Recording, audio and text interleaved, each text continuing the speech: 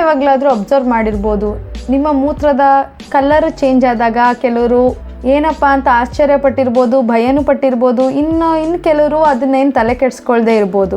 ಆದರೆ ನಿಮಗೆ ನೆನಪಿರಲಿ, ನಮ್ಮ ಮೂತ್ರದ ಕಲ್ಲರು ಅಥವಾ ಬಣ್ಣ ನಮ್ಮ ಆರೋಗ್ಯನ ಸೂಚಿಸುತ್ತೆ. ಅದರಲ್ಲೂ ನೀವು ಮೆಡಿಸನಲ್ಲಿದ್ದಾಗ ಅಥವಾ ಯಾವುದೇ ಔಷಧಿಗಳನ್ನ ನೀವು ತಗೊಂಡಾಗ ನೀವು ಒಂದಷ್ಟು ಗಮನದಲ್ಲಿ ಇಟ್ಕೋಬೇಕಾಗುತ್ತೆ. ಈ ಥರ ಇದ್ದರೆ ನಿಮ್ಮ ಡಾಕ್ಟರ್ಸ್ ಜೊತೆ ಖಂಡಿತವಾಗ್ಲೂ ಮುಕ್ತವಾಗಿ ಆರಾಮಾಗಿ ಮಾತಾಡಿ. ಇದರಿಂದ ಏನೂ ತೊಂದರೆ ಅಂತೂ ಆಗೋದಿಲ್ಲ. ನಿಮಗೇನಾದ್ರೂ ಭಯ ಇದ್ದರೆ ಆ ಭಯ ಹೋಗುತ್ತೆ.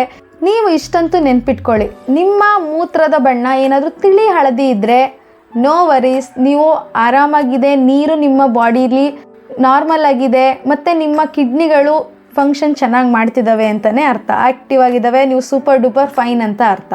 ನೀವೇನಾದ್ರೂ ಮಲ್ಟಿವಿಟಮಿನ್ಸ್ ಮಾತ್ರೆಗಳು ಅಥವಾ ಆ್ಯಂಟಿಬಯೋಟಿಕ್ಸ್ಗಳು, ಒಂದಷ್ಟು ನೋವಿನ ಮಾತ್ರೆಗಳನ್ನು ತಗೊತಿದ್ರೆ ನಮ್ಮ ಮೂತ್ರದ ಬಣ್ಣ ಸಾಮಾನ್ಯವಾಗಿ ಸ್ವಲ್ಪ ಡಾರ್ಕ್ ಹಳದಿಯಾಗಿ ಇರುತ್ತೆ. Dark brown colour